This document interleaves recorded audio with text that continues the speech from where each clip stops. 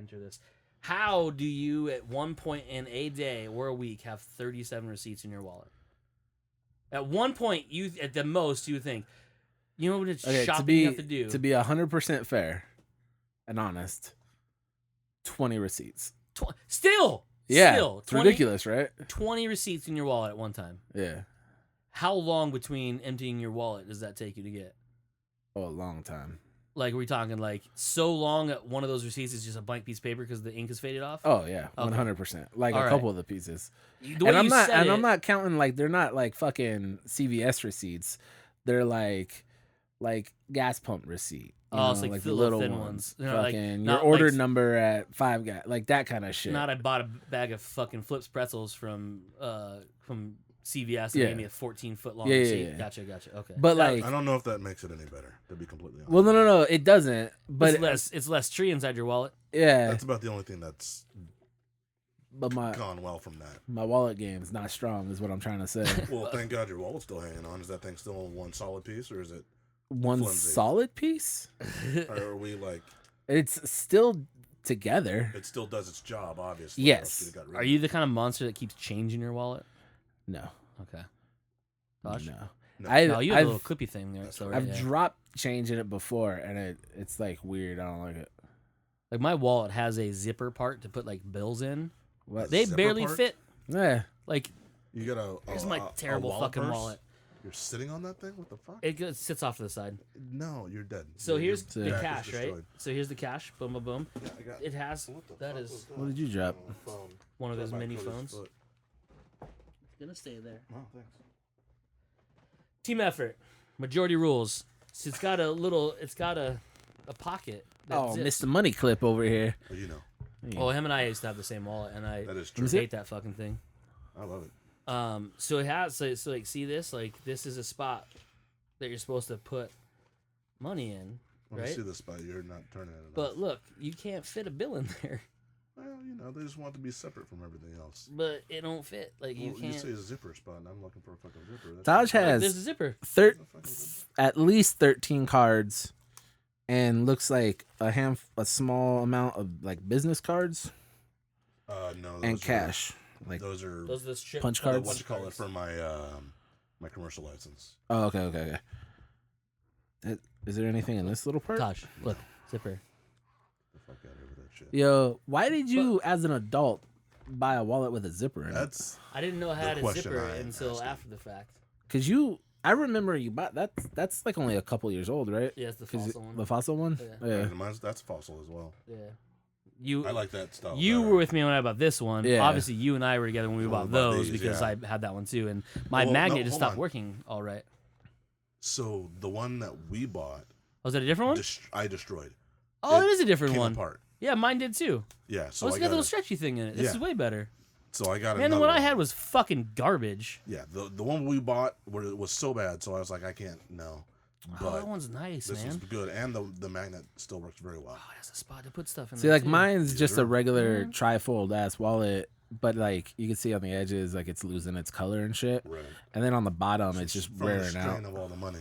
No, that's definitely not it. Mine just has. But it's like it's starting to fray away. Well, it's still.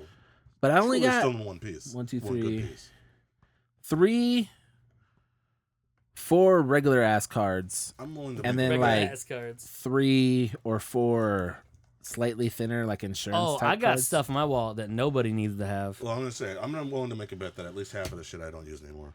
Oh, right. Expired. Right. Why is that? It's a gift card. How'd you expire a gift card? Yeah, it's a gift card. Yeah, because I used it. Then it's empty. Yeah, I know. Well, but it's in my wallet. Get rid of it still.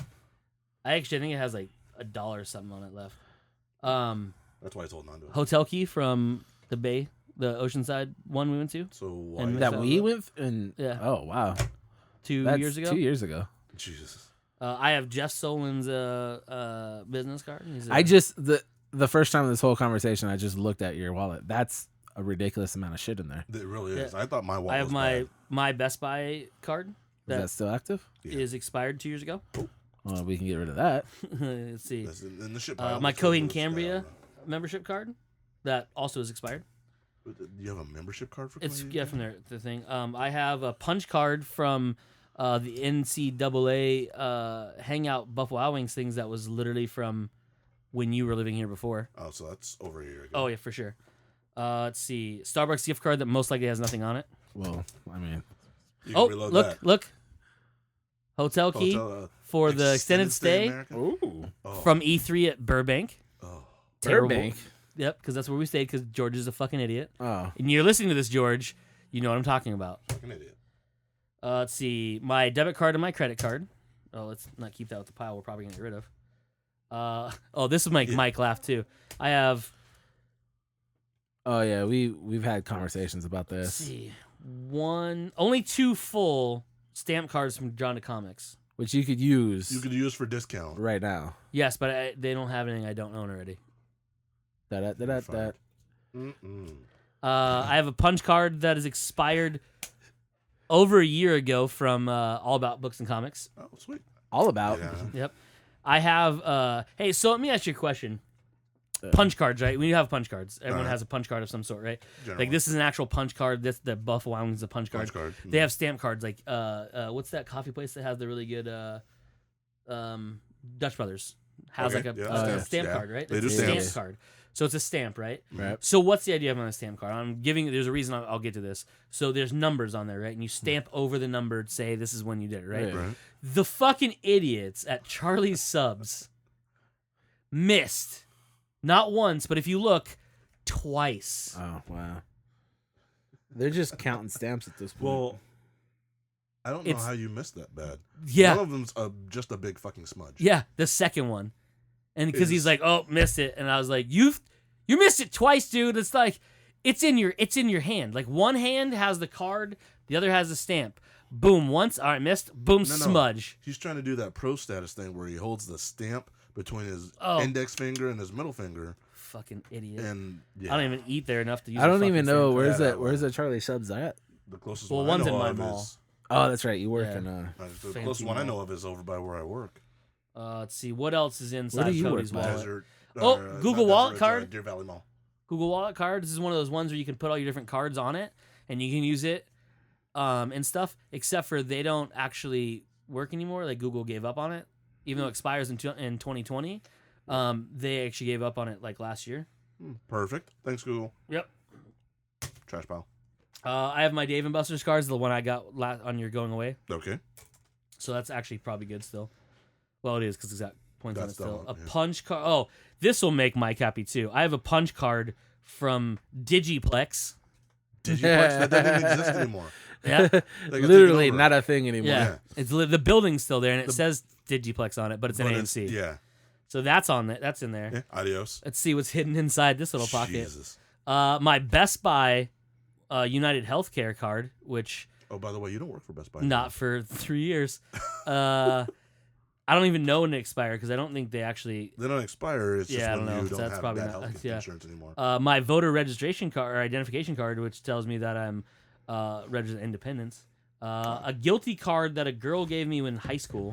In high school? Yeah. So Guilty of what? I don't know if you can read it or not. It's Guilty really tough of to read being because it's too super nerd. goddamn sexy. This is to notify you that you have been found guilty on the following charges: looking innocent, sexy, and very tempting. Get the fuck out of here. Damn, girl. Therefore, you Cody. You've been fined 4 kisses to the person who presented you this card. Yep. P.S. When do I collect? What dude gave you this card? That was a girl. That was because that was my girlfriend at the time. I have my Microsoft Blue Cross Blue Shield card. Okay, that one's good still. That one is good. And then I have my Primera card, which is like how our benefits work at Microsoft. All right, I'm up. Oh, I'm not even done. You're not done? Nope. I have a driver's license. Get the hell out of here. I have a driver's license. That's still good. The hillbilly driver's Is that license. Arizona? Yeah, it's my new one. Have you seen my new picture? Nope. Oh, it's fucking... They don't let me wear my glasses, so I look like a homeless person, which made me laugh. And then the guy laughed when I made that smile. He's like, really? I was like, yeah. That's your like, picture smile, though. Yep. Yeah. Look, he should have known better. Yep. Let's see. I have 2 Microsoft Prime cards. One expired this July. The other one is the brand new one, so I can get rid of the expired one. Let's see. Oh, main event card. I have a card from main event. Sounds so good. Gold Starbucks. Yeah, gold Starbucks card, which I don't think these expire. No, I don't think they do. Yeah, so I got good news. Your Starbucks card still has money on it. Ooh, how much is on this? 41 cents. 41 cents. Transfer that shit. Actually, you know what? I think you can't put this on the app if you have it already, right? On the card. I can't remember. We'll find out. Did you check the Barnes & Noble one? No. Check that one while we're busy. All right. Mike's over here doing work. Son. I don't even know why I have this business card. What is it? Barry Lewis Business Marketing. Oh, Barry? I don't know what that is. How's Barry doing?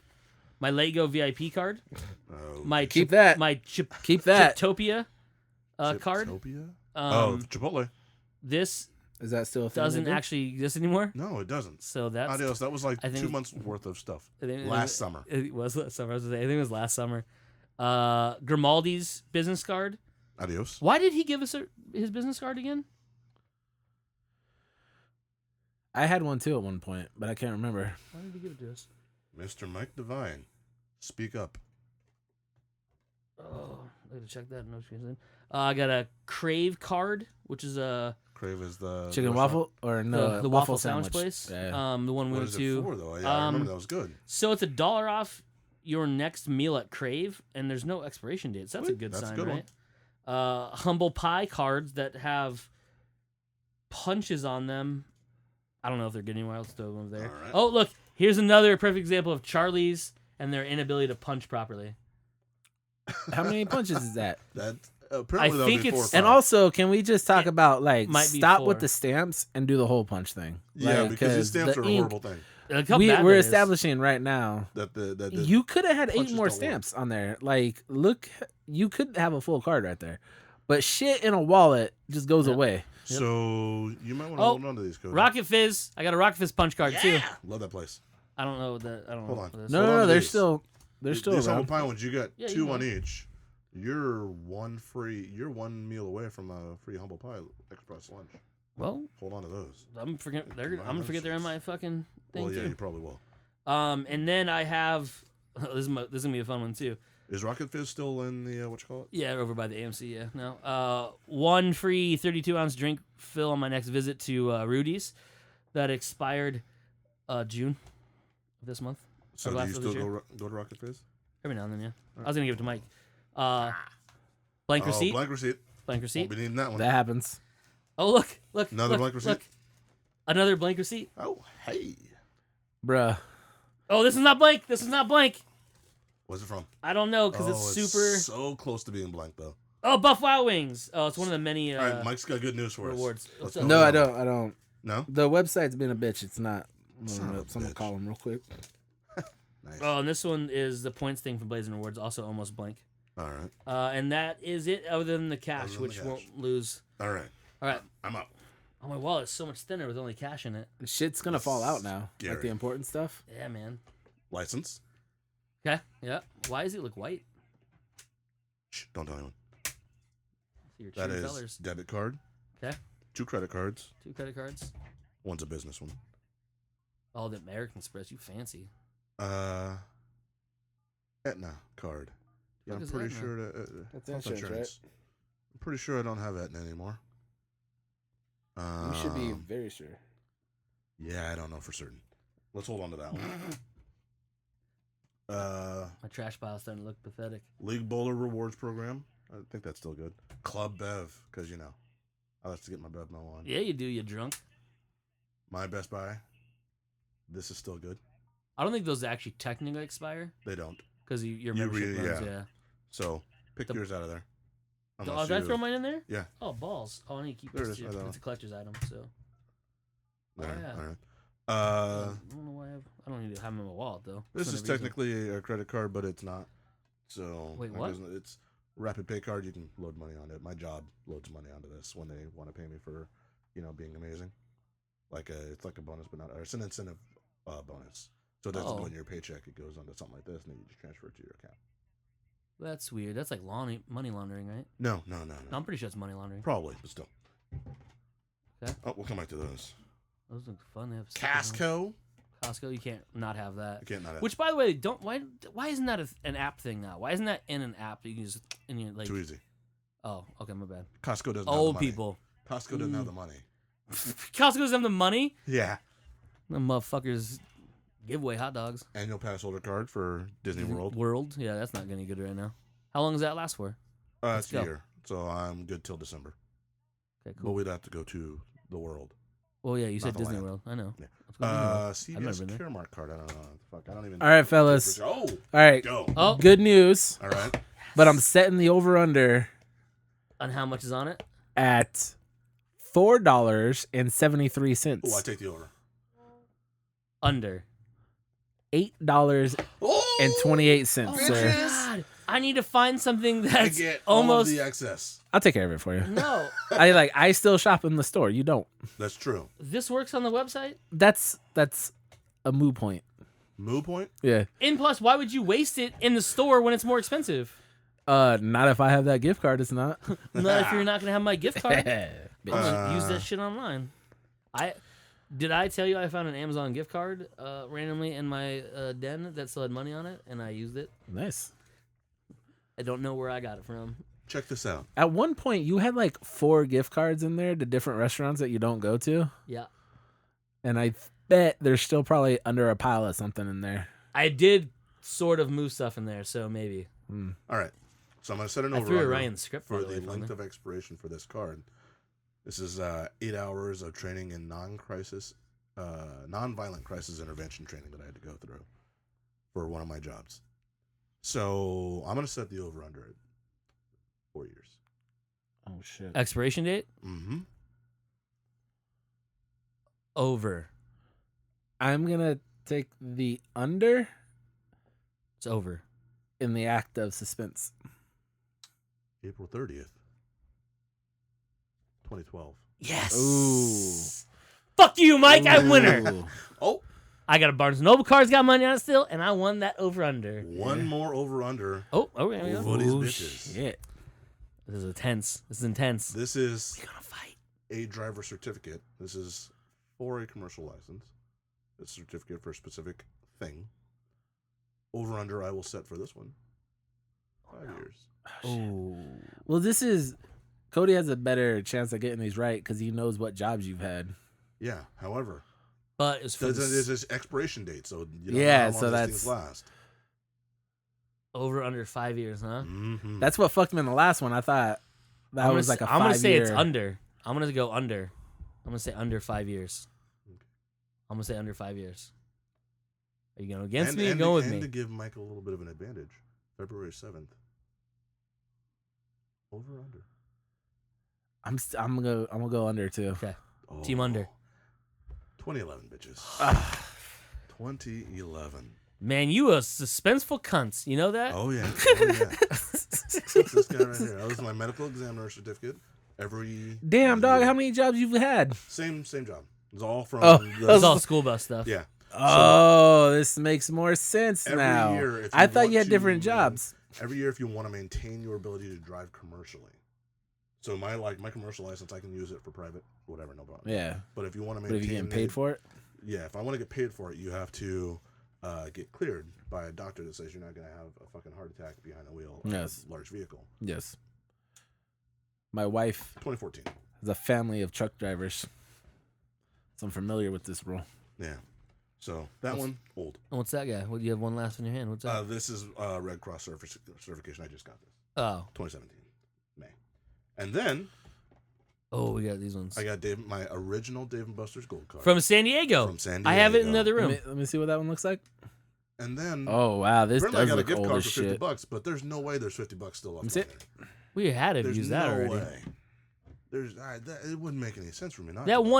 one time I met you at the one in San Diego. Right. We easily spent over $50 We each. easily spend over $50 every time we go to Dave & Buster's. Yeah, that makes no sense. There's no way I still have money on that thing. That would be Oh man, I had to put all this stuff back in my wallet at some point. No, you don't. No, Not no, all no. this that's shit. That's the discard No, pile this there. is the. If there's something in Hey, you want, you but can for have real it. though, you stretched out all those pockets on there, so none of that shit's gonna stay in your Oh, wallet no way. now. Where did that? Starbucks You're gonna need one some go? filler cards. Did you give me a Starbucks one back? No, you Did took you it keep back. on? You think about Did I? Yeah, Oh, it's there gotta it be in is. there somewhere.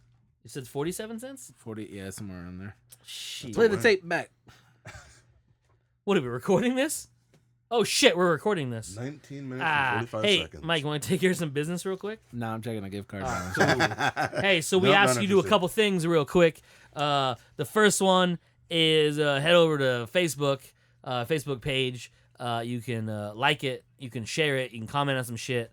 You can talk to us through it. Then you head on over to the Twitters, where our Twitter handle is @ComesNaturalPod. Boom, and you can follow us on there, and you can tweet at us, and we will tweet back at you.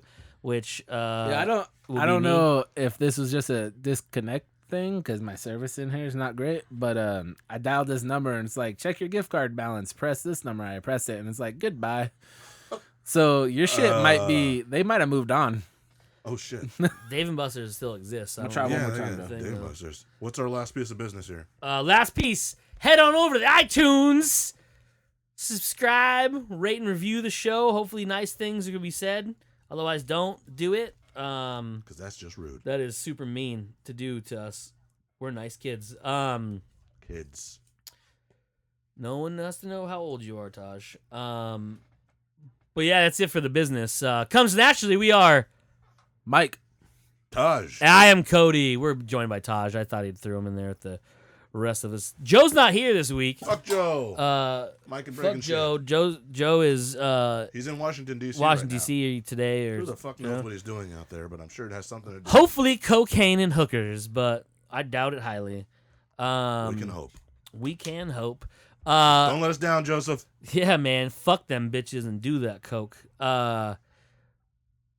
DC, like it's a thing. You can That's go. the crime capital of the world, or the country. Yeah, it's fucking terrible. So like Detroit and DC are like neck to neck in murders. At the very least, we should be able to get one good pistol whipping out of Joe for this. We're gonna. I was on the phone. We're gonna pistol whip Joe. No, Joe's gonna get either pistol whipped or pistol whip somebody. Did you find it? Did it work? Yeah, I checked the balance. And 0. Oh, throw that shit away. Adios, motherfucker. Why do I have all these fucking things? Boom, yeah, so that's what's in our wallets, y'all. Hope that was exciting for you. Yeah. That was the greatest 22 fucking minutes ever. Yep. That's a way to intro. I believe they call that podcast gold. It's true. Speaking of podcast gold, by the way. Speaking of. Segue. Yeah, I don't do them very well. This one actually makes sense, though. Shit. Starting next month. Are we going to talk about it? We are going to talk about it. Because it's official. I don't fucking know what we're talking about. Officially starting. Oh, you don't know any of this. We don't know. That's why I brought it up. Fuckers wouldn't tell me. Because it's too hard to explain through text messages. It is. It's kind of. So pissed But off. you're about to learn about it right now. I knew you were coming back. It's not like I was going to hold it back from you. So, when you download this show from now on, starting in September, it will sound a little differently. And the reason why... No, we fart on the air all the time. Okay. Eric's not here to vomit on us, so you know. Thanks. But when you download the show, no matter how you download it now, you will hear a little bit difference, and that difference is an ad. There will be an ad before and an ad after, and hopefully, if it goes well, it may be an ad in the middle somewhere as well. Read by us. Morgan yours truly. Shit. So what's gonna happen is, and you won't notice the difference because it'll still come the same way. Whatever you get it now will happen the same exact way. We are going to be part of an organization called Blog Talk Radio. They are, I'm not going to get into the backstory, but they are a recorded media outlet. So if you're wondering why you hear an ad before and after, that is why you are hearing that. We are getting advertisements starting next month. So it'll sound a little bit different. Look it up.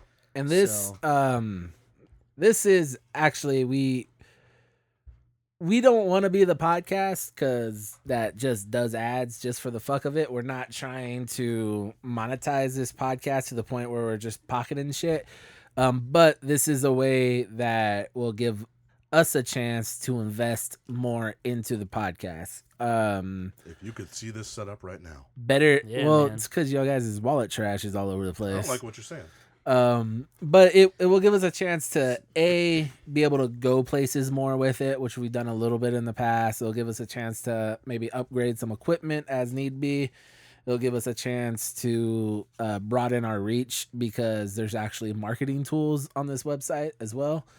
So we don't make the jump of adding advertisements to our podcasts just for the fuck of it. Like, we're really trying to improve the product that we're putting out. And as much as podcast is still the basically the media without a gatekeeper, there's still money involved into it, as with everything. So yeah, we hope that you guys understand. And it's gonna be minimal. It's not gonna be. We're not gonna bore you to death with ads, but we are gonna have them, and hopefully this just improves the quality of the podcast going forward. So this is why we're doing it, so we could do more fun shit, better shit, and more interactive shit with all of our listeners than we do now. And newsflash, Cody's gonna do them in his best Morgan Freeman voice. That's also not a thing. Damn it. But one of the cool things too is this was an opportunity that people contacted us about. That means we didn't seek this out. Heard us. We have. Yeah, so somebody, the right person heard, liked what they heard, and suggested it to another good person. And that's what got the ball rolling on this. So it's a pretty cool. As it happens in sports, we were scouted, apparently. We were. So, and like, dude knew his shit too. We all had a little bit of a conference call, if you will. The founding fathers of the podcast. They don't like me because I'm black. Don't pull the race card. It's because you're on a different goddamn side of the country. It's not in my fucking wallet. Where else am I going to pull that bitch? Did you throw that away too?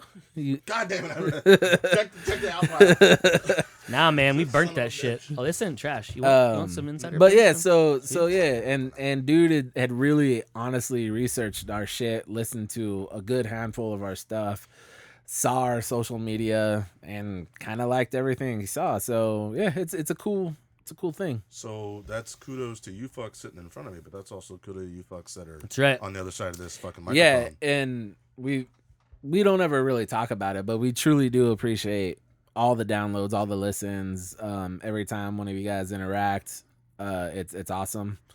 But we are gonna put a more concerted effort on interacting going forward. We really want to push our social media a little bit more, just to kind of broaden our reach just a tad.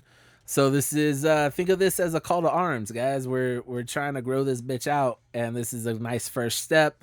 The next step really comes down to you guys helping us out, and we are going to do everything in our capabilities to make sure that this is a product that you are comfortable and happy about helping grow. So let's grow this bitch out like Mike's afro and Cody's man. beard.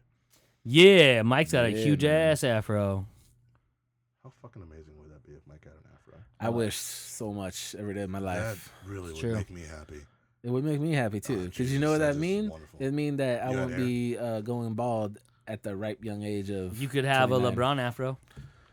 Well, LeBron's afro is on the rebound. I don't know if. Well, because he's rich, and he could have those cutting edge surgeries that just fill your shit back in. Yeah, I need some of that too, LeBron. Hook a brother up. Yeah, I think you need to be like a multi-million-dollar basketball player for that to happen. Fuck. I am not tall, and I am not basketball inclined. No, you're not. So, what else do we got? We got big news to talk about. Hopes and dreams. Hopes and dreams. Hopes and dreams. And that's what Taj got. Not even hoop dreams. Nope. Hopes and dreams. Hopes and dreams. Shit. Hoop dreams got a sad ending though. It does. So maybe don't do it. Maybe you rather have hopes and dreams. Yeah. So was that the chair, or did you actually toot? Was the chair. Man, he just ripped ass on him. His like instant look and giggle led me to believe that he really just had a cartoon fart in front of us. Like he just like. Is that this chair has it out for me? It's the chair or all those beans you ate for lunch. Anyways, Monday, bright and early, it was announced that Netflix has done something they have not done before. They followed suit from a lot of large companies. They have bought their very first. They have acquired their very first comic book company. That comic book company, if you don't know what I'm talking about, because you weren't on the Facebook page when I posted it, is Millarworld, which If you guys don't know what it is, you're like, oh, I don't know what that is. That sounds dumb. Give us the rundown. What do they publish? So I'll give you the movies first because they've Because you'll know the movies first. You know the movies before you'll know a lot you of the guys are comic nerds, books. so you probably know it all anyways. But still. So how dare you? They have made fucking 4 true. movies so far. 5 soon because September is it's already made right now. Is very close to happening. But the first movie they made is Wanted. So if you don't remember what that is, Who's the star? that one has Charles Xavier as the star. Absolutely. The younger one, not the older. I instantly went. I was like, no, he's not. He's like Patrick Stewart's not in that. Right. James McCavey. And then I was like, oh yeah, they made other ones that I didn't like that much. Yeah, James McCavey and Angelina Jolie and Morgan Freeman And Chris Pratt. Chris Pratt is are all in that. Chris Pratt's a very small role, but his teeth get knooked out by a keyboard, so it's pretty fun. That was one of the first ones that they made. Then there's 2 movies made after that called Kick-Ass and Kick-Ass 2, or Kick-Asser. I'm not sure that was that. It's not at all. No. Kick-Ass 2. Who is in those? Kick-Ass starred, I'm forgetting his name right now. His name? Kick-Ass's name. Oh, God, what is Kick-Ass? Aaron Johnson? Aaron Johnson. Yep. Aaron Johnson. Taylor Johnson. Aaron Taylor Johnson. Or Quicksilver from the Age of Ultron movie. Yep. And he was in there for 5 seconds. he wasn't there for 5 seconds. He got shotted, even though he shouldn't have. And then as Hit Girl is Chloe Mortez? Grace Mortez. Right? Moretz. Whatever it is. As well as Chris Mintz-Pauls, I think his name is too. Yep. He plays the villainish guy now too. Or not Kick-Ass, McLovin. Yeah, McLovin from that one movie. Nick Cage is in the first one. Nick Cage is in the first one. He's sort of in the second one. Big Daddy. And then Jim Carrey's in the second one. So those ones. And then the most recent one, and soon to be sequel to the recent one, is Kingsman: Secret Service, which stars Joel Edgerton. Or not Joel Edgerton. What's that kid's name? I can't stop thinking about Joel Edgerton now. Yeah, his last name's Edgerton. It's a weird name. Yeah. It also sells Colin Firth. The first one had Colin Firth, had Mark Strong, had Nick Fury in it, the black Nick Fury, not the white Nick Fury, Samuel Jackson, Taron, that's what it was, Taron Egerton. It's a weird name. Yeah, you fucked that one up. Well, we were close. Delivery service. Deliveries. Love deliveries. Hells yeah. Sorry. Thank you. What you didn't see just get delivered. Well, one of those is for you. Well, yeah, this one. What? You sneaky son of a bitch. Well, you put them both down. Yeah. God damn it. So what you didn't see just get delivered is this fucking amazing salsa. We have a subscription box to salsa. Yeah, we do. Wait, we do? Shit. So those are the 4 movies, soon to be 5, like I said, because the Kingsman, or Secret Service, the Golden Circuit. Kingsman, the Golden Circle. There you go. Good fucking God. Kingsman 2, I guess you'd say. Is coming out very soon. Not soon enough, bitches. I do really want to see it because I'm super excited about it. But they're not just getting for the movies that have already been made. They're getting them because Mark Miller, who's the owner and part proprietor of that company, along with his wife, he is, as stated by the CEO of Netflix, the modern day Stan Lee. Now, I'll explain why this is a thing.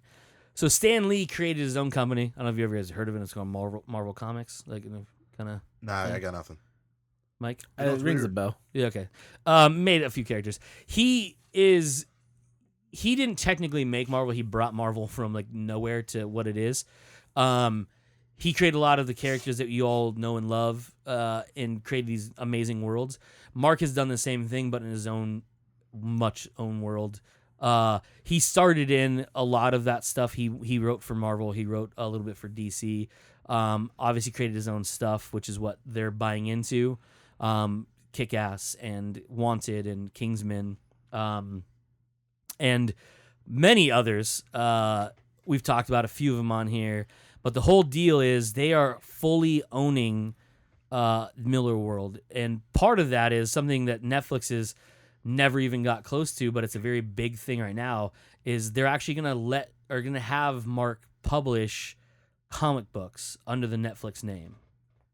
So there'll be print run comic books by him. And I'm going to guess the partnerships may continue with like Image, but I don't think it's going to be a fully thing. It's going to be Netflix is doing their own thing. So they'll be publishing Mark's books along with his co-creators. They definitely do. Yeah, for sure. And I'm sure it's not anything goes, oh, let's just try it and they pump it out. They've obviously done their research and they've talked to people.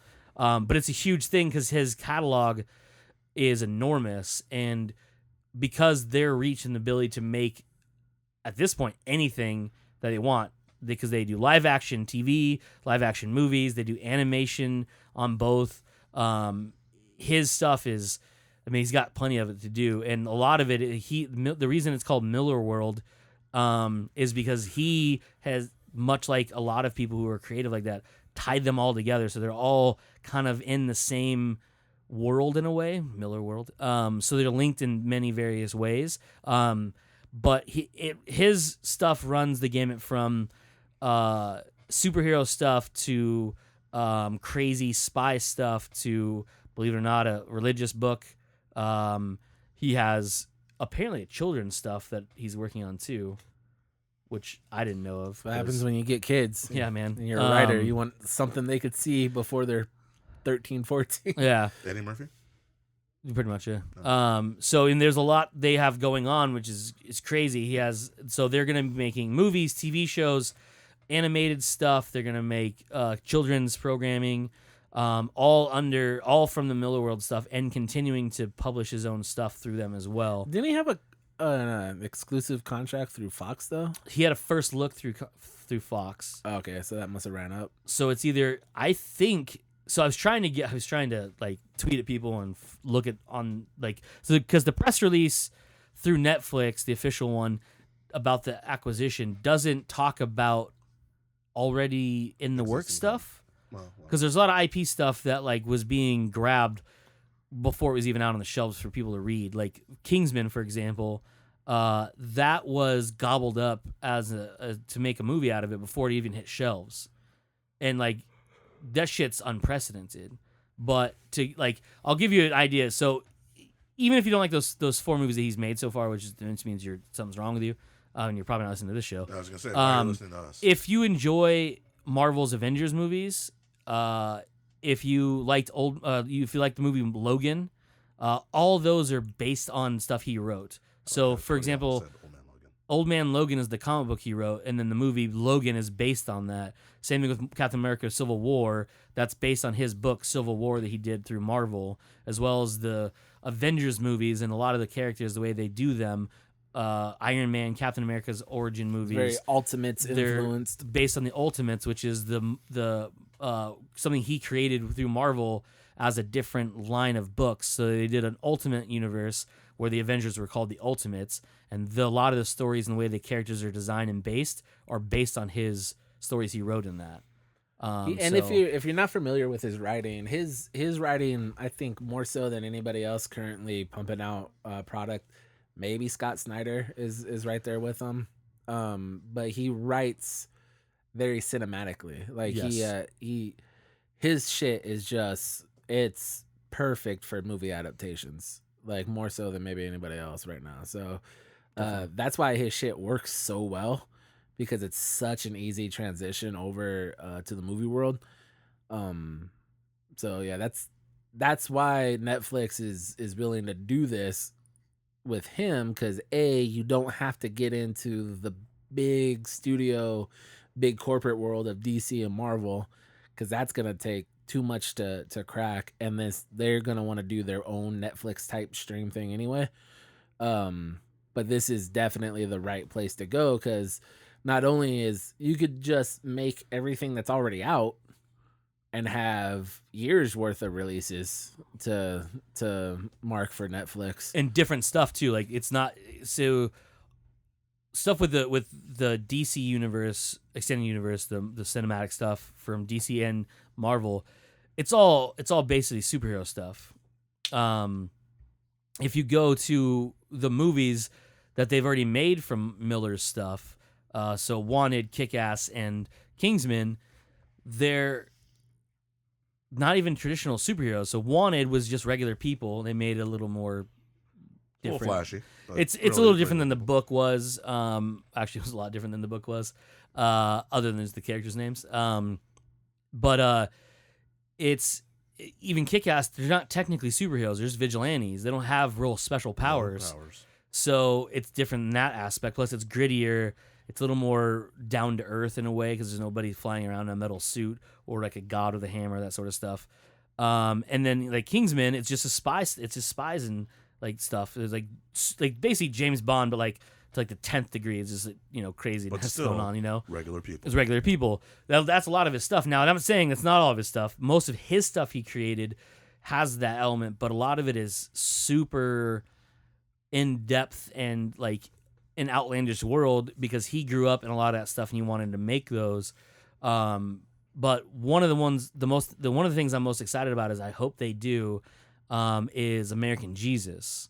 So American Jesus is one of my favorite books that Mark Miller wrote, and it is not to spoil it for you, but spoiler alert. Yeah, I'm gonna just give you a breakdown of what it actually is about real quick. It's about a kid who one day realizes that he is the rebirth of someone in biblical time, like biblical powers. Like he has the ability to resurrect and things like that. And so it follows his journey as he's growing up, and it's told in a way that it's like kind of like if you've seen the movie Stand By Me. Like it's done a lot like that. And if you haven't seen Stand By Me, you take your asses to whatever Blockbuster that doesn't exist anymore. Have you seen the single Blockbuster? The one last Blockbuster has been tweeting people. Oh, it's about hilarious. Stuff. It's amazing. You should look it up. It's hilarious. That's Twitter gold. Yeah. But yeah, see it immediately. Yeah, it's fantastic. Based on a Stephen King book, by the way. Sad as shit. Novella, actually. Short story. Is it short story, right? Short story. Short story. So he has, so much stuff. It's in the Millarworld line outside the Marvel stuff that he has. So he has Kick-Ass, he has Wanted, he has Kingsman, well, Secret Service technically, because the movie was called something different. It doesn't matter. He has MPH, which is like a Flash type story. He has Superior, which is like a Superman story. He has Nemesis, which is one of my other favorite ones by him, which is like the opposite of a Batman. So a super rich guy is a supervillain. It's fantastic. He has a time travel one called Chrononauts. He has, I know I'm missing so much stuff. His new one he has with Greg Capullo, it's called Reborn, which is like a supernatural afterlife thing, which is like Lord of the Rings meets fucking what's that super sad Robin Williams movie where he goes after his wife? What Dreams May Come? Oh fuck. Golly. Yeah, you're welcome. Hey, thanks. You're welcome. I did have a good cry. Yeah, you did. You don't have to watch it. Just like think about what's gonna happen. That's like half of Robin Williams' movies, It's true. With Patch Adams. Yep. God damn it. Well, there with Patch Adams and Insomnia. Which again, Stephen King. Yeah. So he's got a lot. He's got so many. Are you reading them, Mike? Do you find the last Blockbuster? Yeah, there's a couple of them. There's two of them. There's a lone Blockbuster which has more followers, and then I was like, oh, that must be it. But then I continued down, and there's the last Blockbuster who's way more up my alley in terms of how they're talking to people. He is, and one of them, like I think the last Blockbuster, is that certified? I thought it was certified. Maybe it's not certified. But that's the lone one might be. One of them, I think it's I think it's called the last, the one that I'm talking about. Well, the last Blockbuster, but the Twitter handle is at Lone Blockbuster, is at 236,000 followers. Now the last Blockbuster, which Twitter handle at last Blockbuster, South Dakota, USA. It goes, still haven't received official shutdown notification, so we're keeping this thing afloat on raw determination. I believe that's the one. And the first thing, it says, Variety, Netflix stocks falls after Disney announces plans to end movie output deal. And then they quoted that with a, hell yeah, we've got all the fucking Disney movies on VHS and some on DVD. Fuck you, Netflix. Sounds about right, yeah. But yeah, they've been hitting because they've been talking smack to people and stuff like that. Recently, it's pretty funny on there. Yeah, it's super hilarious. Millarworld. So I have been my brain has been like fucking everywhere on this thing, thinking of all the stuff that's gonna come out of it. There's a lot of what isn't known just yet is anything that's been already optioned. Any IP that he had that's already been optioned. I don't know if that's gonna fall under the Netflix deal or or that's still gonna go on through those companies that I don't know yet. I haven't been able to find any info on it. It says in the press release that they're going to create TV shows, movies, animation stuff based on the Millarworld content and the IPs, and to bring out future stuff. So which means a couple different things. One is, they can do Wanted properly, which needs to happen. Because I like the Wanted movie, but it's not the Wanted comic book by any stretch of the imagination. But the crazy thing about this is Mark could be writing original content directly for Netflix. So he could write a movie that was never a book of any type and just have it be made. Because it's going to make all sorts of stuff just, his own stuff. He gets to create whatever he wants. So, like, the world is just blowing up right now of what it could happen with it. It's just insane if you think about it. But I'm over the fucking moon about this because I think it's one of the greatest things anyone could ever have done, or any thought process. Because I thought a while ago, and I think we talked about it on the show, and Mike couldn't correct me if I'm wrong. We talked about how I thought, and I think we all thought, the next big company that would be gobbled up would be like Image. But the problem with that is Image doesn't own any of those properties. It's owned by the people who make them. They just publish them.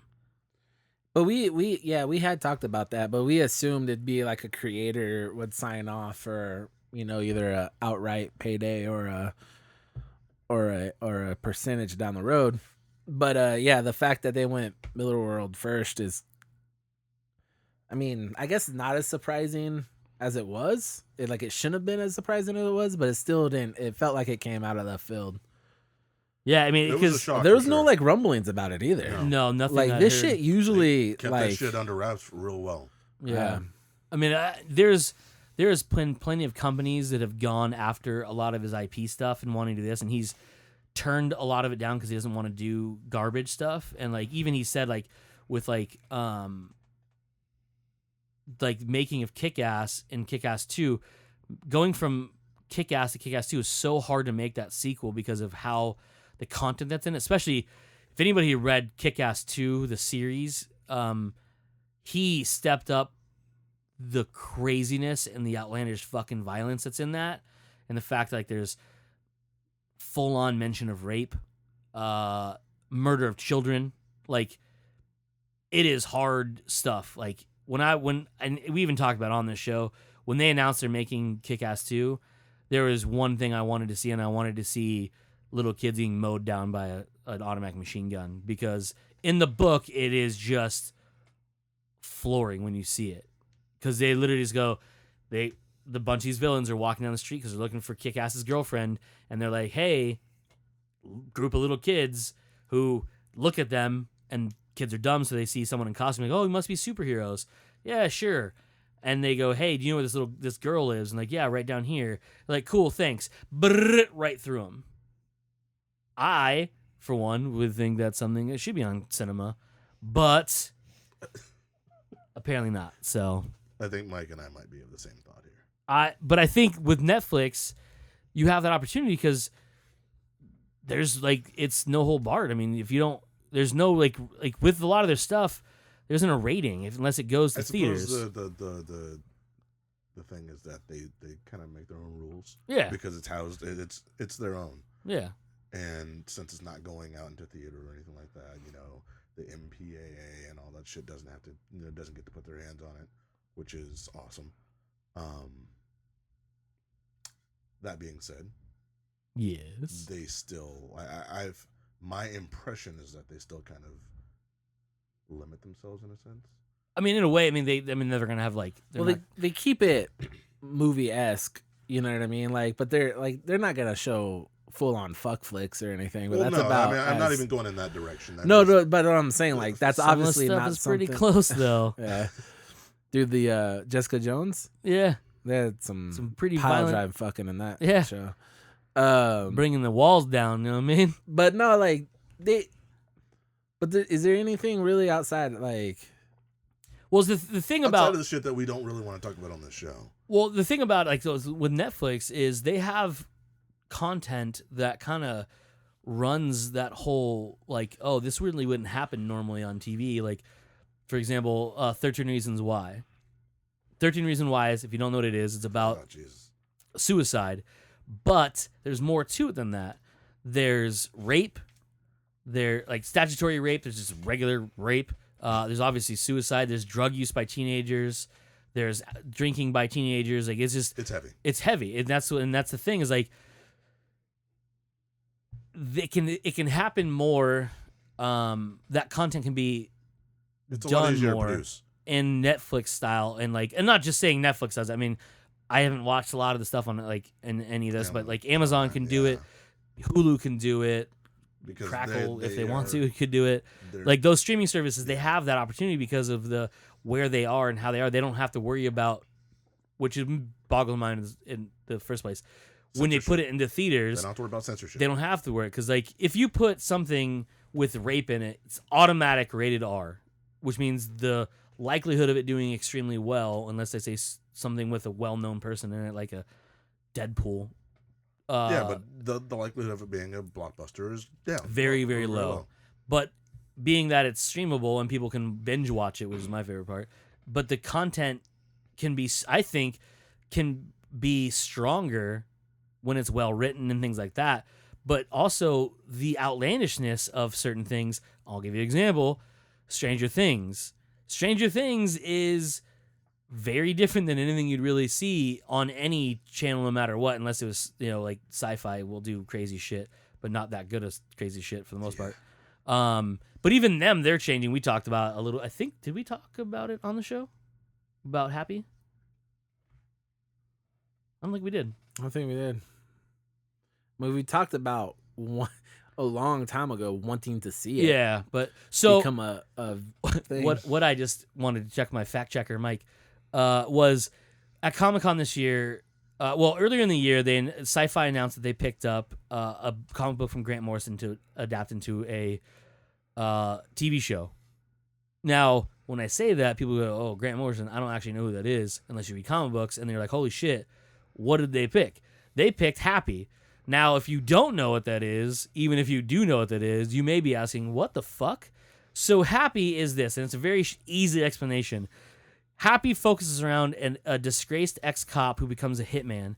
That hitman, after successfully performing a hit on somebody, has a heart attack because he takes no care of his body. He does drugs. He drinks. He's in terrible condition. He hates his life. His wife has left him. Just terrible. He's just a bad person in general. Hence the reason he became a hitman. And he was on the take and stuff. So when that happened, he was paddled in the ambulance on the way to the hospital and brought back from the brink of death. When he woke up, flying above him in the ambulance was a blue flying miniature unicorn named Happy. So you now may be thinking, oh, I believe Cody may be drinking. No, that is the premise of this 4-issue comic book that Grant Morrison did. That is being made into a TV show by Syfy. Starring who? Chris Maloney will be playing Nick Sachs. You know who Chris Maloney is? Stabler from there you go. And the gross guy from Harold and Kumar. Yeah. Yes. And the voice of Happy, and the KKK guy from Harold and Kumar too. Yeah, it is. Happy is being. When I thought about it, I really thought I know he's busy, but Brendan Gleeson would be great for that role. Oh yeah, for sure. And Brendan Gleeson coming, starting today, the day we were recording, the 9th of August, 2017, a new TV show based on a series of books written by Stephen King called the first book was called Mr. Mercedes. The rest of them is not called that. But it's called the one they're doing the show on is called Mr. Mercedes, starring Brendan Gleeson. Starts today, and I will let you know how it is next week because I'll be watching it tonight. Good as fuck. It is going to be fun. The book was fantastic. But Happy in the show, so Nick Sachs is being played by Chris Maloney. Patton Oswalt is voicing Happy, and it is so fucking spot on from what I saw at Comic-Con. It is amazing, and it's unbelievable that it's on Syfy because it is dark. It is super racy. Like there's at one point the clip they showed us. Nick Sachs is being tied to a gurney in a hospital. He's upright, and this doctor comes up and says, "Hey, I'm gonna slice your dick up like pastrami," and without losing a fucking beat, Nick Sachs looks back at him and goes, "Well, hope you got some time in your hands because it's gonna take you a while." All right. The next thing you see, it cuts to him Nick Sachs running down the hallway of the hospital, perceivably the same hospital, in his hospital gown with his ass out, in a big blood stain right around where his dick's at.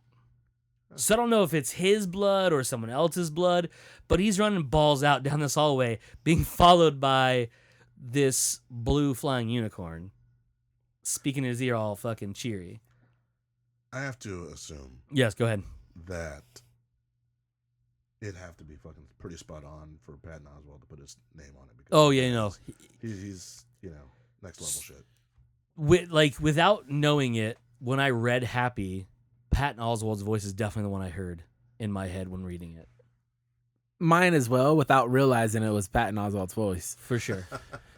Because when you read it, you get a look for this thing, and you're like, all right, that's super, kind of high, cartoony, obviously, and annoyingly happy. And as soon as I heard, and Cody got to see a longer trailer than I did because it was a Comic-Con exclusive. But what I saw, I was like, holy shit, that's what I hear. Because it's not Patton Oswalt just talking. He's throwing some voice acting on it, So oh yeah, that's so fantastic. Wow. So I'm showing Taj a picture of Nick Sachs and donkey with a fucking... It's exactly what it is. So the whole premise of the story is Nick Sachs is I'll show him a picture of it on the show. I will. He is approached by Happy. Happy is the imaginary friend of a little girl who is kidnapped, and Happy is going to Nick to get help rescuing her. Right. Nick is the only person other than Haley who can see Happy. Haley being that girl. The little girl. Yep. So it's insane already. Like that's pretty sideways. Yeah, it's pretty fucking weird. As you can see, Grant Morrison even described when they were writing it and with his partner who was doing the drawing that they didn't want it to look like a My Little Pony. They didn't want to look like a classic unicorn. Okay. They wanted to be ugly but also adorable. Success. Because they wanted to have that cartoonish look to it, like an imaginary friend would look, but also be like you wouldn't see this anywhere in the world. Like no point this thing should fit in anywhere. He's got amazing chest hair. Hence the reason he's blue and looks like a donkey unicorn. A donkey corn? A donkey corn or a donkey, whatever you want to call it. Yeah, wow. Let me see if I can find the actual one from the show, and I'll keep talking amongst yourselves. So we got a little sideways there. We did get a little sideways there. But possible. Let's try to bring it back while he's finding that. Back to Millarworld, Netflix. What is the one thing you want to see the most? What do you think would be like? Because it seems like we're gonna see everything, but pick a property and TV show or movie. How are you rocking it? Are we talking about for Miller? Yeah. I mean, I would like to see. Oh my god, there's so many things I want to see. Most of them end up being TV shows or miniseries because movies just a lot of his stuff is too long to be condensed into a movie, I think, and lose a lot of it. But one you could do with no problems, and would be Chrononauts. You could easily make that a 2-hour movie and you'd be perfectly fine. There's enough in it. Yes, it's 6 issues, but there's enough in there you can condense a lot of it down just by montage stuff of them traveling through time and changing shit. That you wouldn't have to have like a long. You could split into 3 movies if you really wanted to, but I think you could put it into 1 movie and be satisfied with it. And you could even do a whole thing where like you make it a movie and then later on you can make a TV show that expands the middle of it. I'm glad you said that. Okay. Because that's the thing I'm most excited about this. We have talked about this on this podcast that movies deserve, some movies with some stories deserve a TV show in between the movies. Right. There's a lot of information. And this is the first time where I feel like we legitimately are going to get that. Or could, at the very least, have have a viable chance of making that happen. And it makes so much sense because we kind of get little. Look at that. So that's the live action. That's well done. So that's live action Happy next to the voice, which should have found a picture of Patton Oswalt smiling, but whatever. So this is the animated version. So that's what it's gonna look like. Because I was thinking when they first announced it, they were gonna do like a Roger Rabbit type thing, you know, like a Looney Tunes Back in Action thing, where it's like a fully cartoon one. But the nice thing about this is he looks realish, but still like cartoony. But like looks, and the best part is like there's one of the scenes you see, and I'll show you a picture of Nick Sachs in a minute because Chris Maloney as Nick Sachs is fucking perfect. But when there's a part where Nick is gonna jump into an elevator shaft that doesn't have an elevator yet to get away from these guys. He's like, "What are you thinking?" He's like, "I can make it." So he jumps, starts to fall, and grabs Happy, and he does a cartoon thing where he's like his body stays, his legs start to go, and he shoots down, and all it is feathers. Oh, it makes me laugh so much because yes, the flying unicorn thing has feathers. Makes sense. Go ahead, Mike. You're saying. All right. TVs and movies. TV shows and movies. Because like I said, we kind of get a little bit of that in a small sense with Agents of S.H.I.E.L.D. to where the events of the movies directly impact the show. And there's coordination there, so they know what's going on in the movies. Solid. It's Nick great Sachs, casting. Chris Maloney as Nick Sachs. It's really great casting. Solid.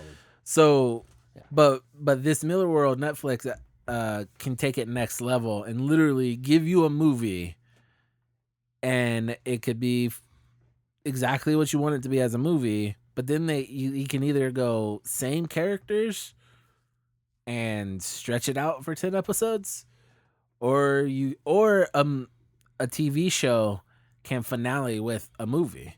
Like that's the kind of shit that I'm getting really excited about with this acquisition, because I haven't read all of Miller's stuff, but I read a lot of Miller's stuff. And I mean, give me a Super Crooks fucking TV show, bro. Like, so here's the question I have. Why do you think that hasn't been done so far? And we can take out the financial base. 100%. I know the reason, and the reason I know the reason is because Kevin Smith has talked about this. Movie people and TV people are not the same people. For the most part, you are. No, correct. They are, until Marvel started bridging the gap a little bit. They're the first people to ever do that. Right.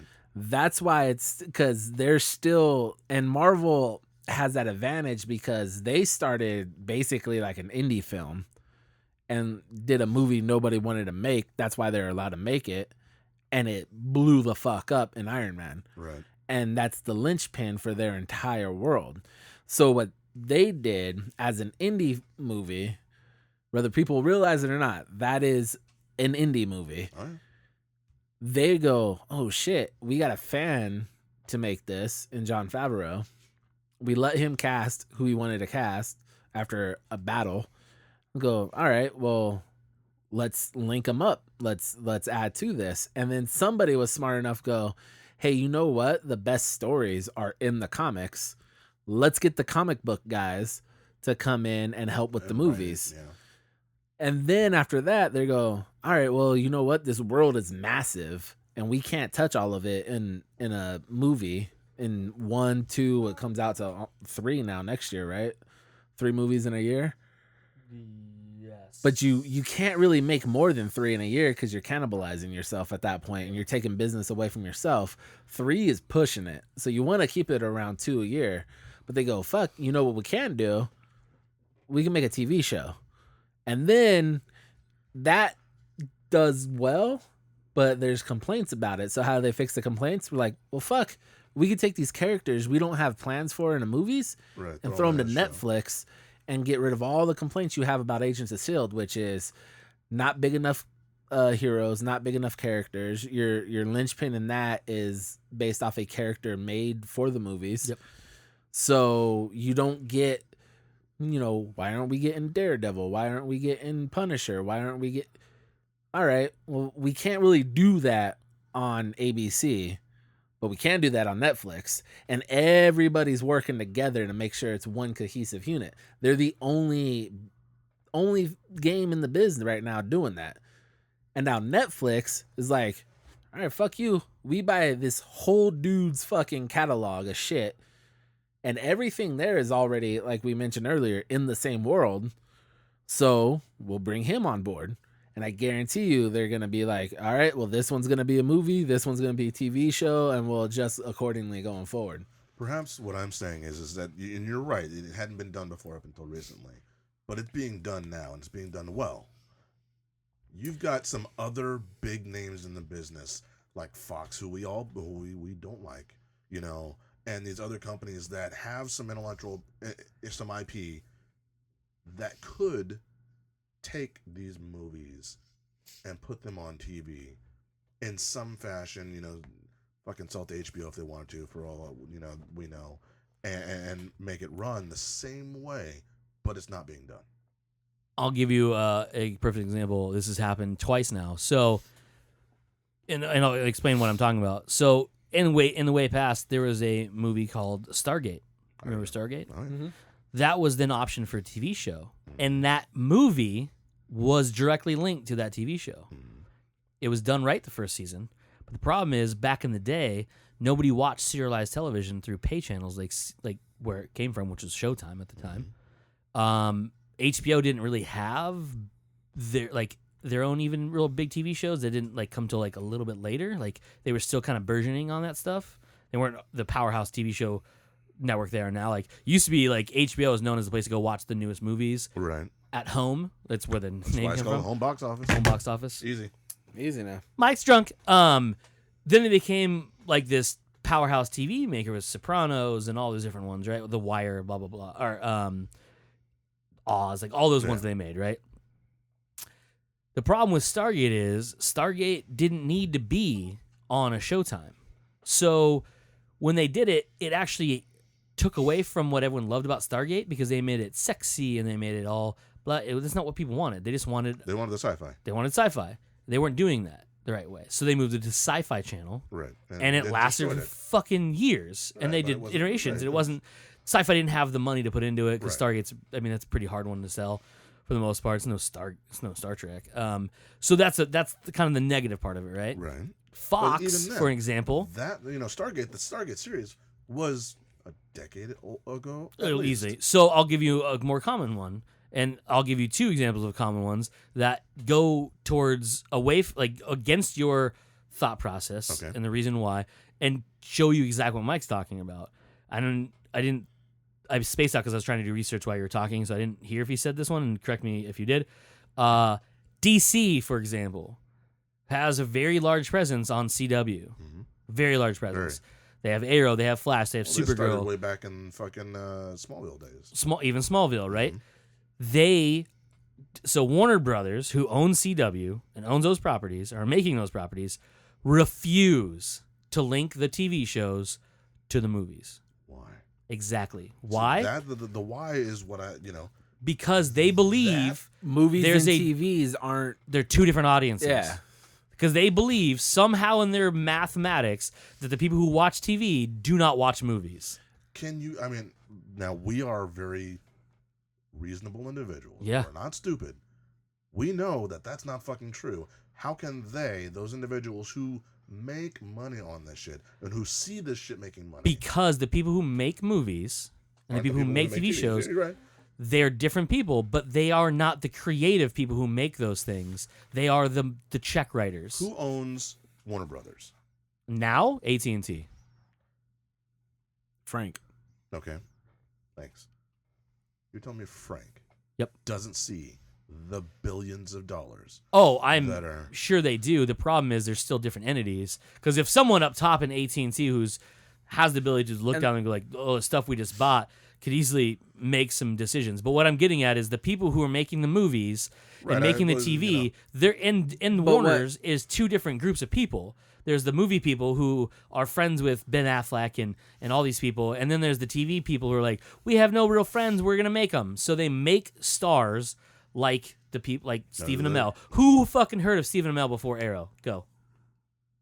Frank doesn't count. Frank knows everybody. Frank hired him. Yeah.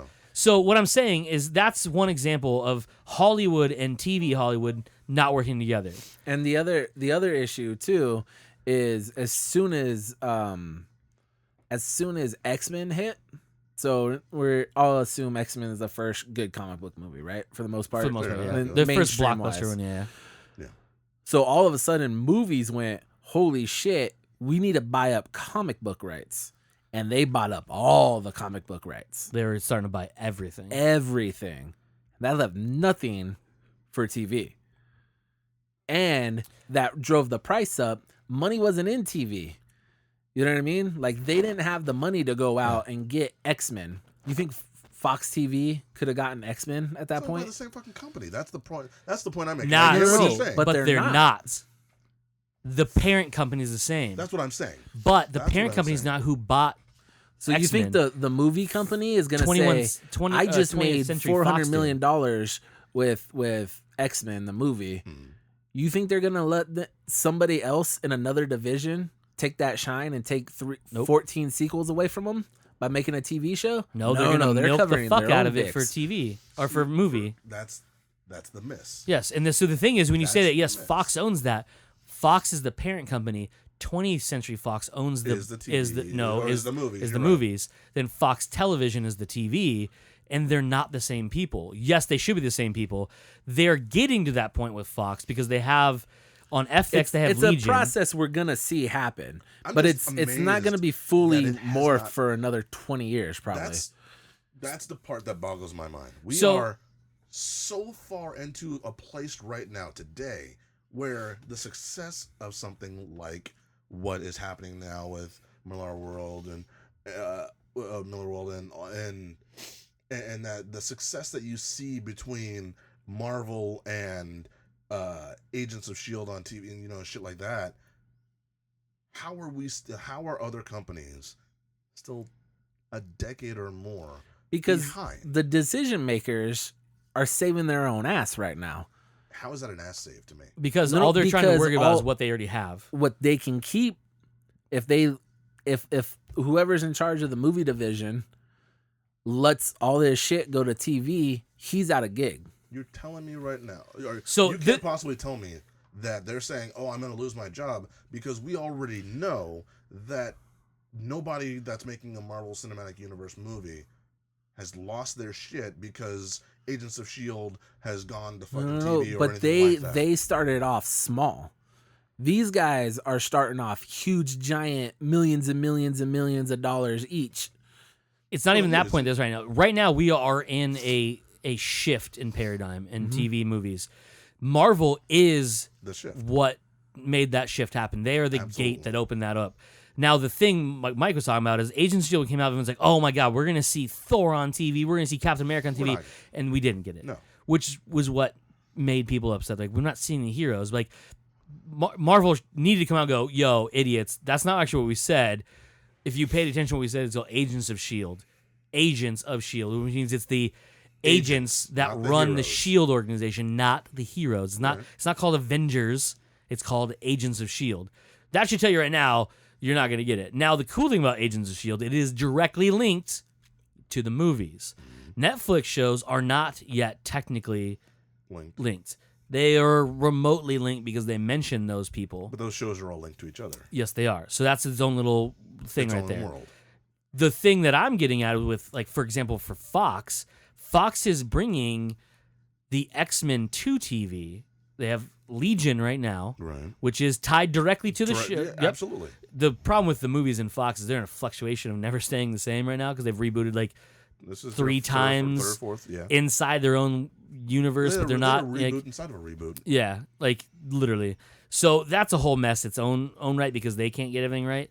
But now they have a show called Gifted coming out, Right. which is looks in the good. X-Men universe. Mhm. And I think it's a step in the right direction. The problem is Fox is run by idiots.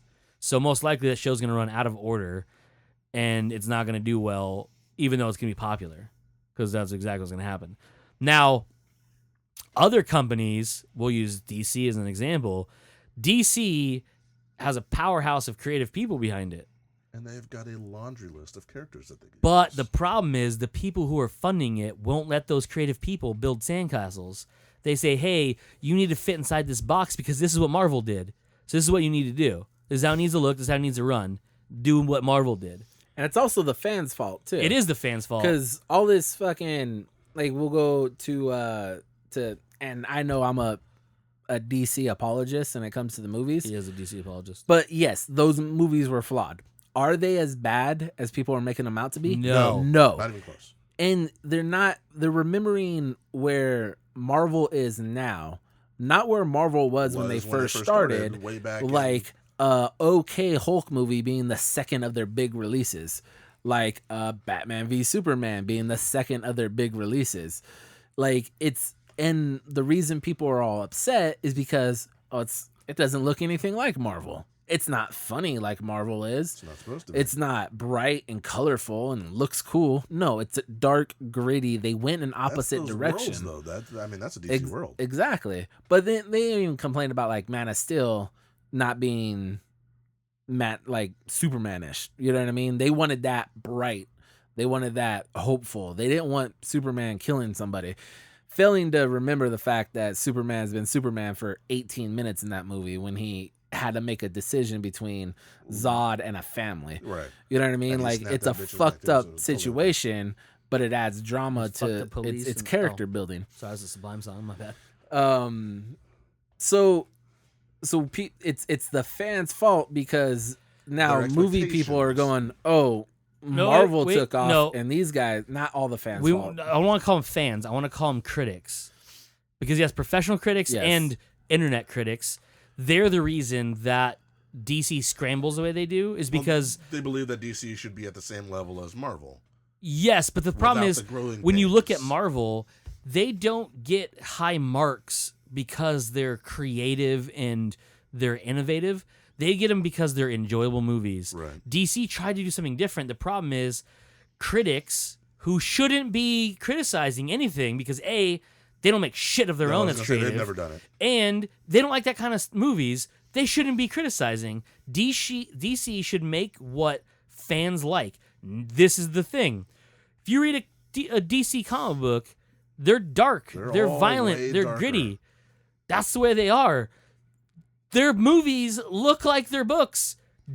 As Marvel, they should. their books look like their movies. The movies look like their books. It's the exact same thing. The problem is they're trying. Someone up top in Warner is like, "Hey, we need to be just like them." No, you don't. You're not supposed to be. That's why it's DC. Yeah, that's and why you're not Marvel. making an Iron Man It's not movie. called Marvel Junior. Yeah, you're making your own stuff. Do your own thing. But they're so worried about critics because that's who makes a movie fail or not. Because this day and age, someone's gonna read some stranger's opinion And make it their own. and make it their own and be like, "Well, I don't want to see it because it has a 22 on Rotten Tomatoes." I've seen some shitty Rotten Tomato rating movies be really good. Yeah, like don't listen to those. We've said it on the show plenty. Don't listen to critics ever because they're fucking terrible human beings. They don't have a role anymore. And I don't want to say this, like, if you're a well-established, respected movie critic, you like, obviously you worked at your craft, you've done your thing, but the fact of the matter is there are fewer you're of those out, than there are. your world is done now. Your job is not meaningful anymore. Pre-internet, it was. Pre-internet movie-going experience was way different. still a go out and it was a family go out to the movies and all. And it was a big things, deal, and they had more people, but you had less information about stuff. And you had less movies. You had less movies. So people could look at stuff and give thoughtful, full write-ups on stuff, and they weren't having to watch 5 movies a week. They're having to watch one big movie a week. If that, dude. So back in the day, like I said, pre-internet, nobody had information about these movies. Nobody was getting. How many trailers would you get for a movie? 2? You get one. Going back to X-Men, you had a trailer, one theatrical trailer, and that was the trailer that you saw before movies. You didn't see it on the internet because you couldn't fucking. Most people didn't have the time to download it for 87 hours to watch 2.5 minutes, and then you saw a 30-second like sizzle reel on TV or 15-second spots, maybe, but one full theatrical trailer. Now we get extended looks for 4 minutes of the movie. People understand more what the movie is going in, and it's not. Most of the time, it's not ruining the movie like everyone. Oh, we see too much going before. Well, if you didn't see too much, you weren't gonna go fucking watch the movie anyway because you didn't know anything about it. And so now these critics, like I said, they're writing up pieces, and now they're forced to go to movies because now there's a demand for reviews. There's a demand for reviews. There's a website that got, and I like Rotten Tomatoes as an ideal until it became the end all be all for now a movie has to hit 70% or else it's not going to make 300 mil in the box office, whether it deserves to or not. And so that's the frustrating part, that it now people are realizing like you can't make the money you want to make unless you're Rotten Tomatoes. And now higher ups are saying, oh, we got to get that Rotten Tomatoes score up, not even realizing what the fuck it means.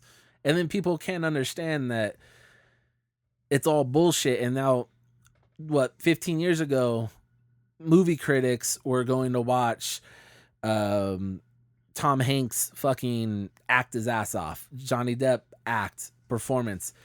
Now the movie theater going experience is so much more visual because of technology that they're forced to sit through movies that I guarantee you they don't like.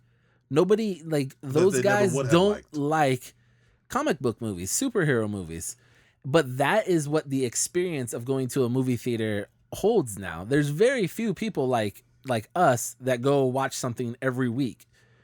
A lot of people will wait for the next Avengers because that's a movie best viewed in a theater. Now, if you go watch Bridge of Spies, which is a really good movie, but there's no reason to watch that in a movie theater. You're not gaining anything extra from watching that in a movie theater. Nope. Then you are just waiting another couple months and catching it, on iTunes for $14.99. So, back to our actual thought process and what the question you asked was. So, is there a definitive answer of why TV and movies don't play along together? In a way, yes.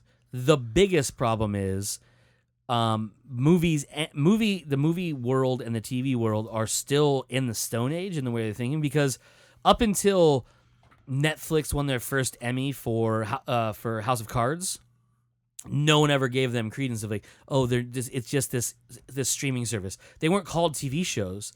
They were literally just, these videos you can stream on the internet. Like, right, basically, that's it. Some shit that was made by somebody else. Yep. It was, so Netflix, AMC even caught shit. Yeah, AMC's making TV shows. Breaking Bad didn't hit until the first 2 or 3 seasons went to Netflix because it was AMC. Who the fuck is gonna watch AMC for a TV show? Fucking shows. Yeah, now but when Breaking Bad was coming out, and even Mad Men, they were still known as a place that would do movie marathons. Oh yeah, old movies. Yeah, you do old movies. They would do the Rambo movies. They would do fucking Rocky, and they would do all those ones. Twice a week, yeah, fucking Shawshank Redemption. Acronym is for American Movie Classics. Yeah. So that was the thing, and they're like, hey, we can't survive by playing old shit all the time. Yeah. Advertisers don't want that shit. We need to do something. So let's do original TV shows. And it was well, you're fucking high. And at first they were striking out a lot with their stuff because it wasn't real big. And then all of a sudden, like the popularity of like something like Breaking Bad and Mad Men, people were like, oh, like that's a thing. Like they're really like the commercial based HBO. Like they're just. I'm like, yes, that's exactly what they are. They're just as good. Anybody can be if you're willing to find good enough content. And if 10 years before Breaking Bad came out, you told me that Bryan Cranston, that fucking goofy dad from Malcolm in the Middle, could be this fucking powerhouse acting drama fucking emperor, I would laugh directly in your face so much that spittle would just be all over you. I would lose my shit in front of you. I'm like, you're a fucking idiot. Like, you shouldn't be in public because you're not safe to be around anybody who breathes and walks upright. There's no way.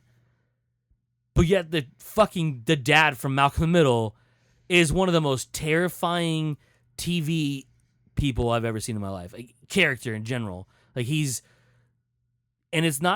he's a brilliant actor.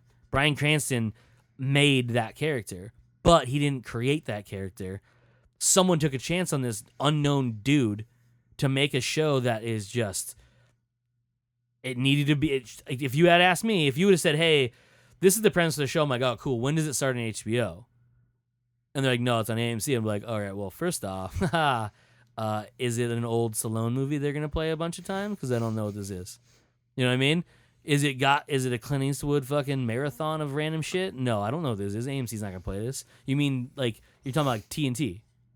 And it's not going to be that good. TNT doesn't make good TV shows. You know what I mean? Like, it's like that thing, and they changed it. But like Netflix, people like still to this day be like, oh, Netflix is just for movies, right? I'm like, how the fuck do you not know by now that they're one of the biggest TV producers in the entire world? They have so many. Their reach technically is better than HBO's because it's easier to get Netflix. Now, HBO has HBO Now, which is a huge game changer for them. But they didn't have that. You know the reason they have that? Netflix. Yeah. Well, like the reason Amazon has Amazon Video. Netflix's volume is certainly bigger than I would say HBO, Showtime, and Skinamax altogether. Easily.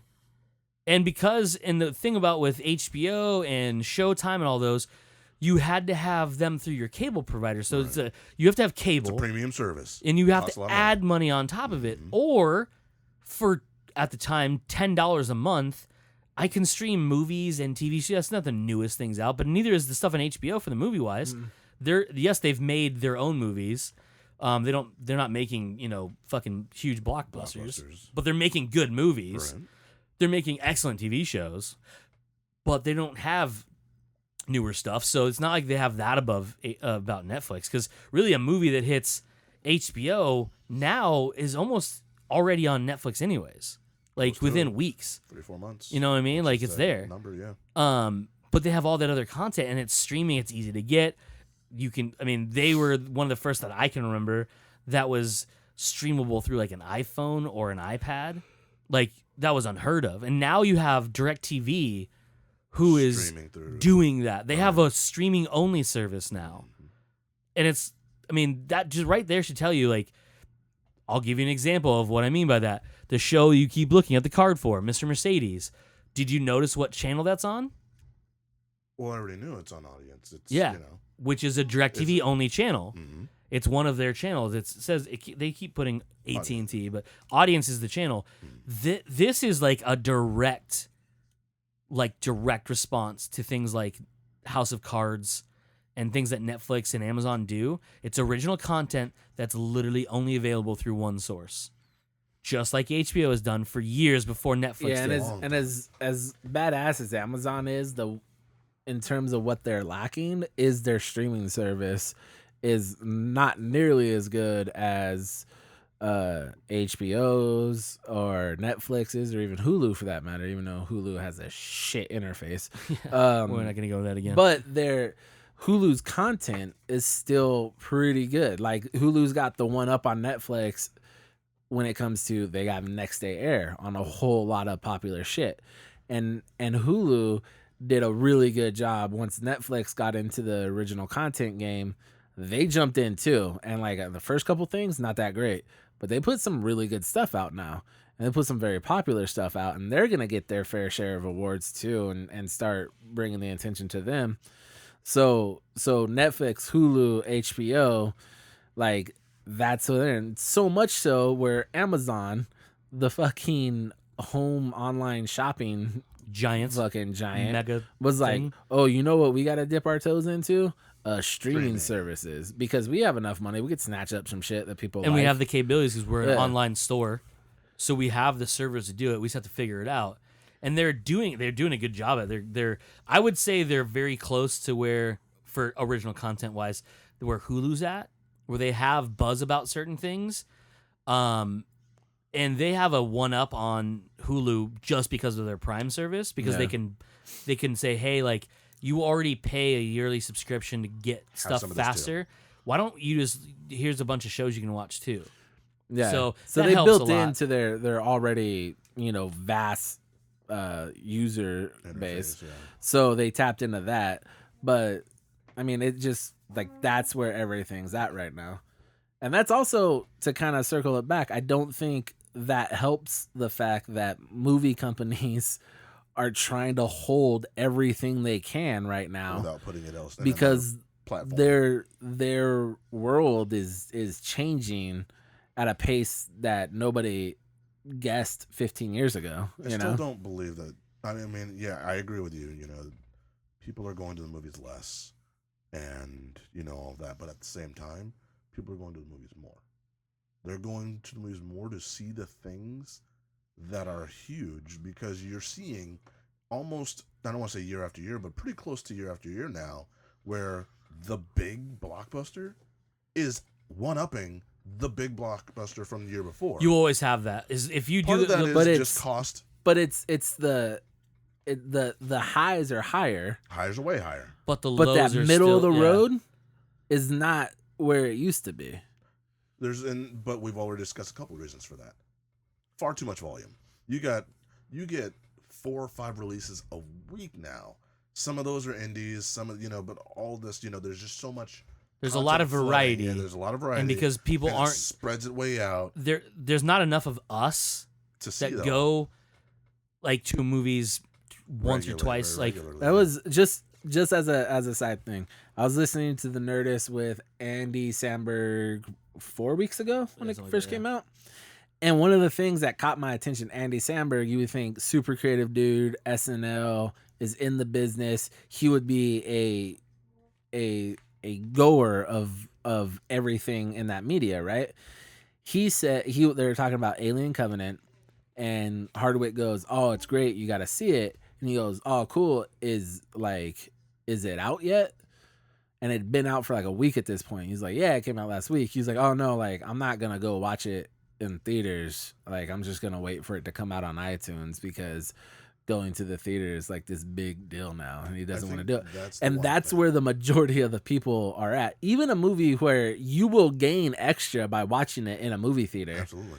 People are like, it's I have hassle. to go somewhere at the park. I have to deal with other people who are terrible. And also, not every place is like Arizona and California, where every movie theater has a parking lot for it. Right. You know what I mean? Like back east, New York, it's a big pain in the dick to get into a movie theater. Like movie theaters have 2 auditoriums, 1 auditorium. And not just that, getting to them is a pain in the dick, because like in New York, you don't really drive. And if you do, it's at like 4-foot increments, you know what I mean? But like but what I was gonna say, like to cap what we're talking about, right. And I don't want to end it. I mean, Mike's getting nervous because he's looking at the time, and I need to somehow cover that up so he doesn't see anymore. The thing about this is, like, I think the landscape's changing. Definitely. I think TV is right now where movies were like 10 years ago. Yeah, huge stars are doing TV shows. Huge stars are creating TV shows for other huge stars to be in. And it is just, and it's not just on HBO, it's on everything. Remember like Bruce Willis got shit because he was that TV guy. What's he doing making movies? Yeah. You know what now I mean? It's like if he needs to go the other way, if you ask me, he needs to be on a TV show now to kind of, because I don't think the remake of Death Wish is really what his career needs, even though it looks fucking dope. I don't think it's going to hurt his career any. I mean, not at this point. Because, I mean, all the directed DVD movies he does now is just, that should be ruining his career. But I think, to tell you the truth, he needs a nice, solid TV show, but... something he could really sink his teeth into. Yeah, like, you know, be like, into, not reinvent himself, but like, Remind people how fucking goddamn good this guy is. You know what I mean? When he wants to be good, he's fucking good. fantastic. Yeah. You know? But the point that I'm trying to get to is I think we're at the precipice where TV is going to make the jump to link from a TV show to a movie event in the cinemas, like in the theaters on the big screen.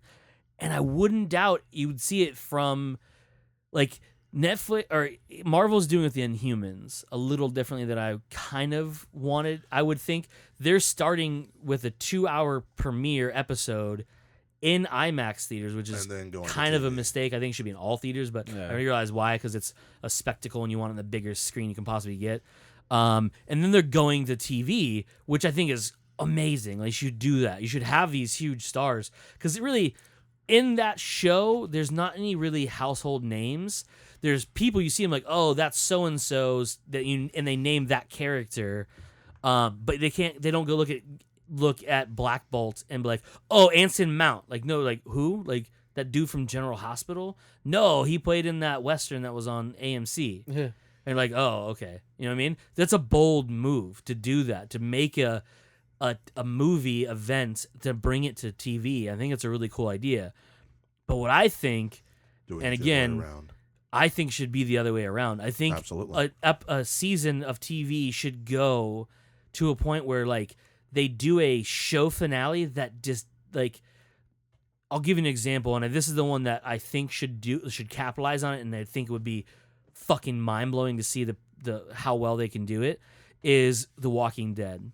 So if you watch The Walking Dead, do you watch The Walking Dead? Nope. Mike doesn't, I know that. So The Walking Dead does a thing, probably the best of any show that does this, which is the mid-season break.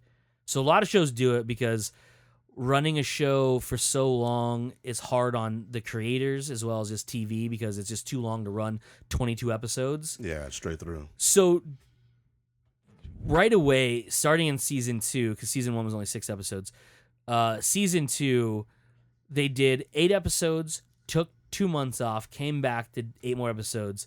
But what they did is they did a mid-season finale and then they did a season finale.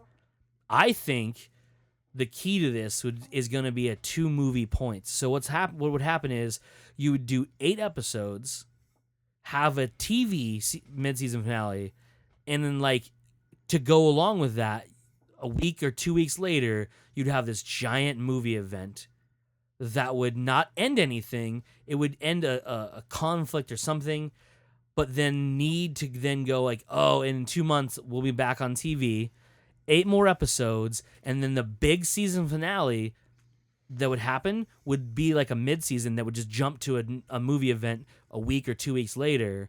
Because, and I think the reason that something like Walking Dead can do that, because Walking Dead has this like viewing party thing where people will view it, and in big groups every week they'll do it. Game of Thrones does it. Yeah. A lot of those. The binge watch shows, you don't hear people getting together and binge watching together. You hear couples do it. You hear friends do it, like you and I would do, right. You know, that sort of stuff. But you don't have these big viewing parties for these binge watchable shows.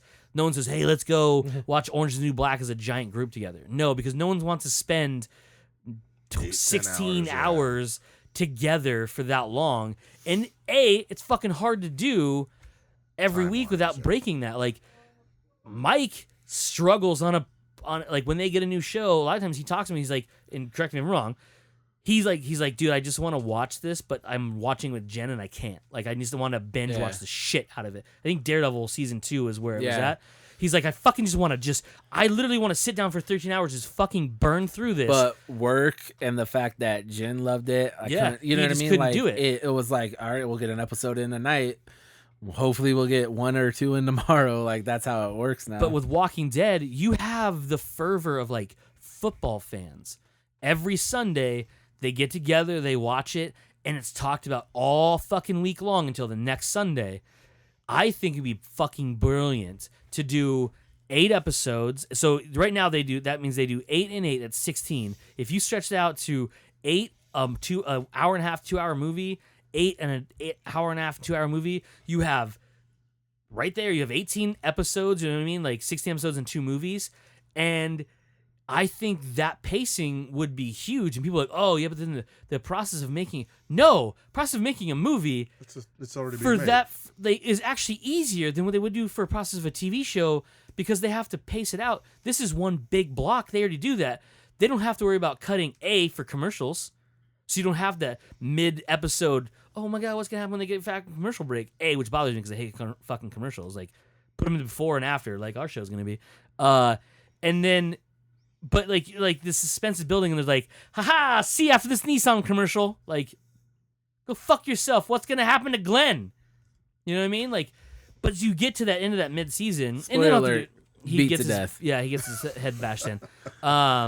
In case anybody's a little bit behind. Spoiler alert for the season that's way over. So I think it would be genius for them to do that, where you have this big culmination event. And people are like, yeah, but I don't want to go to the movies. That's going to drive people to go to the movies. It certainly would. Because they're already getting together. They're already emotionally invested. Yeah, and people, like, someone say, oh, yeah, but you're going to do that fucking 8 seasons in? This is the perfect fucking time to do it. Yeah. You have a huge... Every time Game of Thrones and Walking Dead come back, it's like this build-up. A thing. It's like a new football season. Yeah, exactly what it is. There's it's like these so people are like much fervor and talk. Yeah, and it's like what? It's like ridiculous. how Imagine is this not a thing? last? Whenever I don't know when they decide, but imagine HBO said, you know what? We know what the last episode of Game of Thrones is. We have it planned. We're gonna shoot it like a movie and put it in theaters. So here's for the thing. 1 weekend only. Oh my god, it was fucking.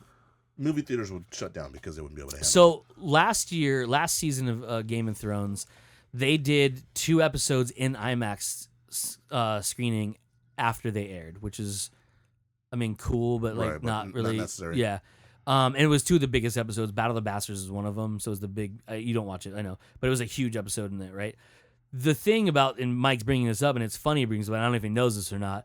They actually announced the 8th and last season of Game of Thrones, which may or may not happen next year. It may maybe pushed back to later in the year or in 2019. The reason why is because they're going to be doing 6 feature-length long episodes. So they're going to be 6 1.5 to 2 hour long episodes to cap off the series. That's how they're ending it. I think it would be genius. They should put them in theaters, but if not, just 1, 2, 3, 4, and 5 should be on the TV, and then boom, the last week, the series finale for Game of Thrones, movie theaters. Like, even if you just want to put it in like the large format screens, like the Cine Ones and the Cine Capris and the IMAXs, fucking dominate, dude. Like any movie that would have that time slot would just fucking move. They're like, fuck them. People riding fucking like broom dragons be riding up to the theater. Like, it would be devastating for any movie that would be that weekend. It would fall along the same lines of what happens now when Game of Thrones comes on. Yeah. Social media would go fucking nuts. Yeah. And the people on the East Coast would be talking all kinds of shit before the people on the West Coast sees it. That's why you should have DirecTV or HBO now, because you get it on East Coast time and fuck the West Coast time. You know, but it would create so much momentum. Oh, dude, it would be devastating. It would be fucking ridiculous. They could even do it where the first episode of season 8 is in theaters, and the middle ones are on TV.